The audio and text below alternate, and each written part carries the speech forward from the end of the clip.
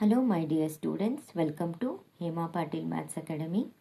ಇವತ್ತಿನ ವಿಡಿಯೋದಲ್ಲಿ 10ನೇ ತರಗತಿ ಗಣಿತ ಭಾಗ 1 ಘಟಕ 3 ಎರಡು ಚರಾಕ್ಷರಗಳಿರುವ ರೇಖಾತ್ಮಕ ಸಮೀಕರಣಗಳ ಜೋಡಿಗಳಲ್ಲಿ ಅಭ್ಯಾಸ 3.1ನಲ್ಲಿ ಎರಡನೇ ಪ್ರಶ್ನೆಯನ್ನು ಯಾವ ಥರ ಬಿಡಿಸುವುದು ಅನ್ನೋದನ್ನು ಹೇಳಿಕೊಡ್ತೇನೆ. ಹಿಂದಿನ ವಿಡಿಯೋದಲ್ಲಿ ಅಭ್ಯಾಸ 3.1ನಲ್ಲಿ 1ನೇ ಪ್ರಶ್ನೆಯನ್ನು ನಕ್ಷಾ ವಿಧಾನದಿಂದ ಬಿಡಿಸಿ ತೋರಿಸಿದ್ದೇನೆ. ಆ ಒಂದು ವಿಡಿಯೋನ ತಪ್ಪದೆ ನೋಡಿ. ಈಗ ಎರಡನೇ ಪ್ರಶ್ನೆ ಓದೋಣ. A1 upon A2 B1 upon B2 C1 upon C2 ಅನುಪಾತಗಳನ್ನು ಹೋಲಿಸುವ ಮೂಲಕ ಕೆಳಗಿನ ರೇಖಾತ್ಮಕ ಸಮೀಕರಣಗಳ ಜೋಡಿಗಳು ಪ್ರತಿನಿಧಿಸುವ ಸರಳ ರೇಖೆಗಳು ಒಂದು ಬಿಂದುವಿನಲ್ಲಿ ಛೇದಿಸುತ್ತವೆಯೇ, ಸಮಾಂತರವಾಗಿವೆಯೇ ಅಥವಾ ಐಕ್ಯಗೊಂಡಿವೆ ಎಂಬುದನ್ನು ಕಂಡುಹಿಡಿಯಿರಿ ಅಂತ ಹೇಳಿದ್ದಾರೆ. ಅಂದರೆ ನಾವು ಈ ಒಂದು ಪ್ರಶ್ನೆಯಲ್ಲಿ ನಾವು ನಕ್ಷೆಯನ್ನು ಬಿಡಿಸೋದಿಲ್ಲ, ಅದನ್ನು ಲೆಕ್ಕದ ಮೂಲಕ ನಾವು ತಿಳ್ಕೋಬೇಕು. ಅದು ಒಂದು ಬಿಂದುವಿನಲ್ಲಿ ಛೇದಿಸ್ತದೇನೋ ಅಥವಾ ಸಮಾಂತರವಾಗಿದೆಯೇನೋ ಅಥವಾ ಐಕ್ಯವಾಗಿದೆಯೇನೋ ಅಂಥೇಳಿ ಕಂಡುಹಿಡ್ಕೋಬೇಕು. ಇಲ್ಲೇ A1/A2 B1/B2 ಮತ್ತು C1/C2 ಇವು ಅನುಪಾತಗಳಾಗಿದವ. ಆದ್ದರಿಂದ ನಾವು 1ನೇ ಪ್ರಶ್ನೆಗೆ ಈಗ ನೋಡೋಣಂತ ಯಾವ ಥರ ಬಿಡಿಸ್ಬೇಕು ಅನ್ನೋದನ್ನು. 1ನೇ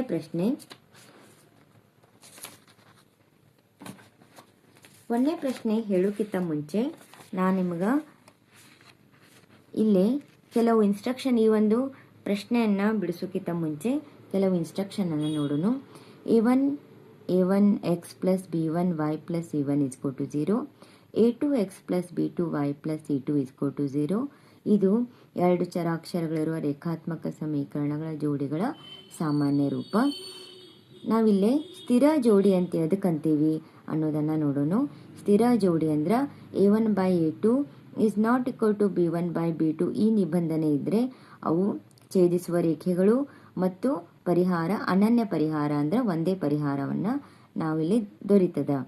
ಅಸ್ಥಿರ ಜೋಡಿ ಅಂತಂದರೆ A1/A2 is equal to B1/B2 is not equal to C1/C2 ಅಂತ ಅನುಪಾತ ಬಂದಿದ್ರೆ ನಮ್ಗೆ ಅವು ಸಮಾಂತರವಾಗಿರುವ ರೇಖೆಗಳು ಮತ್ತು ಅದಕ್ಕೆ ಯಾವುದೇ ಪರಿಹಾರ ಇಲ್ಲ. ಮುಂದೆ ಮೂರನೇ ನಿಬಂಧನೆ ಅವಲಂಬಿತ ಸ್ಥಿರ ಜೋಡಿ ಅಂತ ಬಂದರೆ ಆವಾಗ ನಿಬಂಧನೆ ಏನು ಬರ್ತೈತಿ? A1/A2 is equal to B1/B2 is equal to C1/C2. ಇದು ಐಕ್ಯಗೊಂಡಿರುವ ಸರಳ ರೇಖೆಗಳು ಬರ್ತದ ಮತ್ತು ಅಪರಿಮಿತ ಪರಿಹಾರವನ್ನು ಹೊಂದಿರ್ತದ. ಹಾಗಾಗಿ ನಾವಿಲ್ಲಿ 1ನೇ ಸಮಸ್ಯೆಯನ್ನು ಬಿಡಿಸಿ ನಾವು ನೋಡೋಣ. ಇದು ಯಾವ ಥರ ಬಿಂದುಗಳು ಛೇದಿಸುತ್ತವೆಯೋ, ಸಮಾಂತರವಾಗಿವೆಯೋ ಅಥವಾ ಐಕ್ಯಗೊಂಡಿವೆಯೋ ಅನ್ನೋದನ್ನು ನಮಗೆ ಇಲ್ಲಿ ಲೆಕ್ಕ ಬಿಡಿಸಿದಾಗ ಗೊತ್ತಾಗ್ತದ. 1ನೇ ಪ್ರಶ್ನೆ 5x minus 4y plus 8 is equal to 0 ಅಂತ ಇದೆ. ಮತ್ತೆ 7x plus 6y minus 9 is equal to 0 ಅಂತ ಎರಡು ಸಮೀಕರಣಗಳನ್ನು ನಮಗೆ ರೇಖಾತ್ಮಕ ಸಮೀಕರಣ ಕೊಟ್ಟಾರೆ. ನಾವೀಗ ಸಾಮಾನ್ಯ ರೂಪ ಇದೆಯಲ್ಲ ಅದನ್ನು ಇಲ್ಲಿ ಸಾಮಾನ್ಯ ರೂಪ ಇದೆಯಲ್ಲ A1x plus B1y plus C1 ಅಂತ ಅದನ್ನು ನಾವೀಗ ಇಟ್ಕೊಂಡು ಮಾಡೋಣಂತ. ಅಂದ್ರೆ 1ನೇ ಸಮೀಕರಣ A1x plus B1y plus C1 is equal to 0. 2ನೇ ಸಮೀಕರಣ A2x plus B2y plus C2 is equal to 0. ಈಗ 1ನೇ ಸಮೀಕರಣ ಇಲ್ಲಿ ಬರ್ಕೊಳ್ಳೋಣ.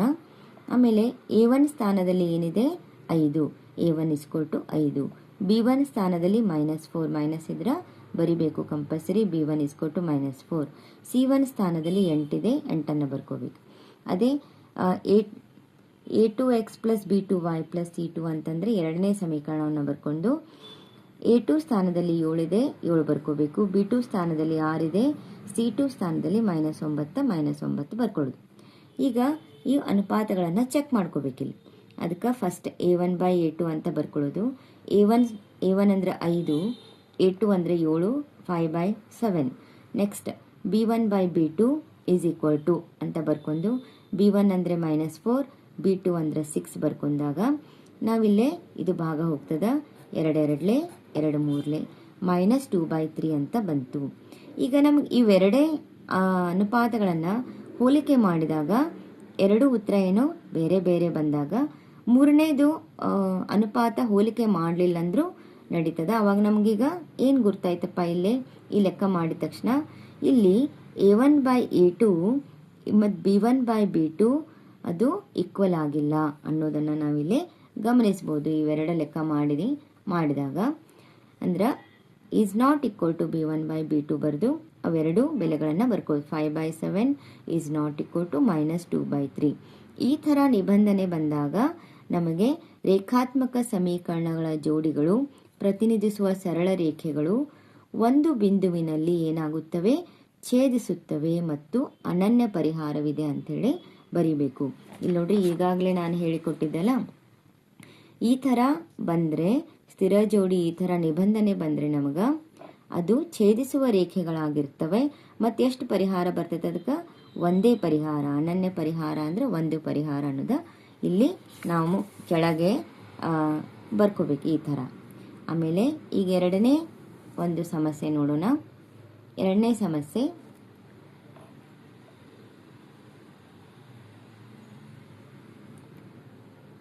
(9x + 3y + 12 = 0), 18x + 6y + 24 = 0. ಈಗ ಪರಿಹಾರ ನೋಡೋಣ.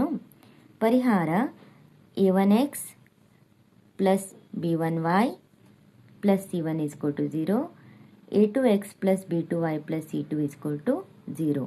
ಇಲ್ಲೇ A1x ಅಂದ್ರೆ ಒಂದನೇ ಸಮೀಕರಣ ಬರ್ಕೊಳ್ಳೋದು, A2x ಅಂದ್ರೆ ಎರಡನೇ ಸಮೀಕರಣ ಬರ್ಕೊಂಡು A1 ಸ್ಥಾನದಲ್ಲಿ A1 = 9, B1 = 3 ಮತ್ತು C1 = 12 ಆಯಿತು. ಅದೇ ರೀತಿ ಈ ಕಡೆ A2 ಬೆಲೆ ಅಂದ್ರೆ 18, B2 ಅಂದರೆ 6, C2 ಅಂದರೆ 24 ಬರ್ಕೊಂಡೀವಿ. ಇನ್ನು ಈಗ ನಾವು ಅನುಪಾತಗಳನ್ನು ಚೆಕ್ ಮಾಡೋಣ. ಏನಂತ, ಈಗ ನಮಗೆ ಅನುಪಾತ ಏನು ಬಂತು ಅನ್ನೋದನ್ನು ಇಲ್ಲಿ ನಾವು ಗಮನಿಸೋಣ. A1/A2 = 9, A1 is 9, A2 is 18, 9/18, 9 1 9 2 ಬಂತು, 1/2 ಆಯ್ತು. B1/B2 ಅಂತಂದರೆ ಏನು ಬಂತು, B1 ಅಂದರೆ 3, B2 ಅಂದರೆ 6, 3/6, 3 1 3 2 1/2 ಬಂತು. C1/C2, ಈಗ ಮುಂದಿಂದ ಯಾಕೆ ಮಾಡ್ತಾ ಇದ್ದೇನೆಂದ್ರೆ ನನಗೆ ಇವೆರಡು ಮಾಡಿದಾಗ ಒಂದೇ ಬೆಲೆ ಬಂತು. ಮೂರನೇದು ಚೆಕ್ ಮಾಡೋದು. C1/C2 = 12/24. C1 is 12, C2 is 24, 12 1 12 2 1/2.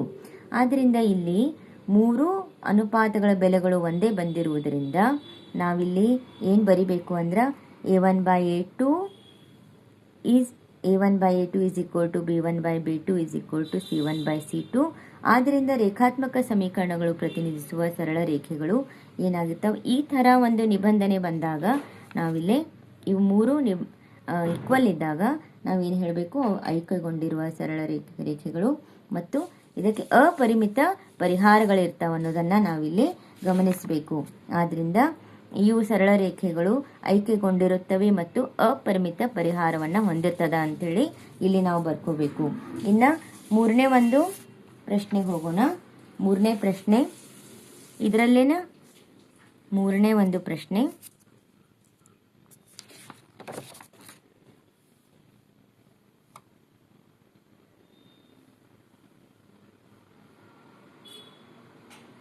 ಮೂರನೇ ಪ್ರಶ್ನೆ 6x - 3y + 10 = 0, 2x - y + 9 = 0.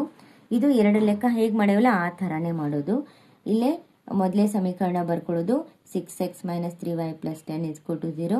A1 ಅಂದರೆ 6, A1 ಸ್ಥಾನದಲ್ಲಿ 6 ಇದೆ, B1 ಸ್ಥಾನದಲ್ಲಿ -3 ಇದೆ, C1 ಸ್ಥಾನದಲ್ಲಿ 10 ಇದೆ.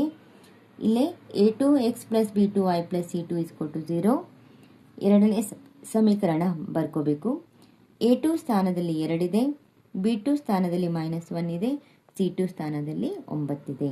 ಈಗ ಅನುಪಾತಗಳನ್ನು ಚೆಕ್ ಮಾಡೋಣ. A1/A2 ಅಂತ ಬರ್ಕೋಬೇಕು. A1 ಸ್ಥಾನದಲ್ಲಿ 6 ಬರ್ಕೋಬೇಕು, A2 ಸ್ಥಾನದಲ್ಲಿ 2, 6/2 ಇದು ಭಾಗ ಹೋಗ್ತದೆ, 2 ಒಂದ್ಲೆ 2 ಮೂರ್ಲೆ, 3/1 ಅಂದ್ರೆ 3 ಆಯ್ತು. B1/B2 ಅಂತಂದರೆ B1 ಸ್ಥಾನದಲ್ಲಿ -3, B2 ಸ್ಥಾನದಲ್ಲಿ -1, ಮೈನಸ್ ಮೈನಸ್ ಪ್ಲಸ್ ಆಯ್ತು, 3/1 3 ಆಯಿತು. ಈಗ C1/C2 ಇಸ್ ಈಕ್ವಲ್ ಟು ಎರಡೂ ಬೆಲೆಗಳು ಈಕ್ವಲ್ ಬಂದು ಇನ್ನು ಮೂರನೇದು ಒಂದು ಬೆಲೆಯನ್ನು ನಾವು ಕಂಡುಹಿಡ್ಕೋಬೇಕು. ಅದೇನಪ್ಪ ಅಂತಂದರೆ C1/C2 ಇಸ್ ಈಕ್ವಲ್ ಟು 10/9. 10/9 ಬಂತು ಅಂದರೆ ಇದು ಬೇರೆ ಬಂತು, ಇದು ಎರಡು ಈಕ್ವಲ್ ಬಂತು. ಆವಾಗ ಇದು ಯಾವ ನಿಬಂಧನೆ ಆಗ್ತೈತಿ ಅಂತಂದರೆ ಇಲ್ಲಿ ನಾವು ಗಮನಿಸ್ಬೋದು, ಇದು ಅಸ್ಥಿರ ಜೋಡಿ A1/A2 is equal to B1/B2 is not equal to C1/C2 ಆದರೆ ಇವು ಸಮಾಂತರವಾಗಿರೋ ರೇಖೆಗಳಾಗಿರ್ತವು ಮತ್ತು ಯಾವುದೇ ಒಂದು ಪರಿಹಾರ ನಮಗೆ ಸಿಗೋದಿಲ್ಲ ಅನ್ನೋದನ್ನು ನಾವಿಲ್ಲಿ ಗಮನಿಸ್ಬೋದು.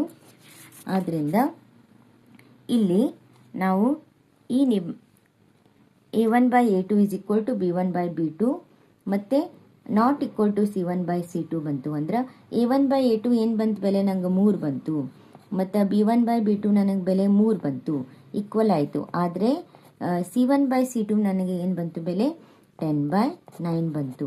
ಆದ್ದರಿಂದ ರೇಖಾತ್ಮಕ ಸಮೀಕರಣಗಳು ಪ್ರತಿನಿಧಿಸುವ ಸರಳ ರೇಖೆಗಳು ಸಮಾಂತರವಾಗಿರುತ್ತವೆ ಮತ್ತು ಪರಿಹಾರ ಇರುವುದಿಲ್ಲ.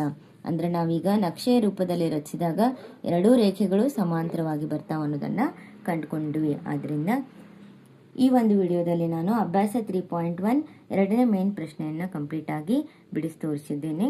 ಮುಂದಿನ ವಿಡಿಯೋಕ್ಕೆ ಭೇಟಿಯಾಗೋಣ.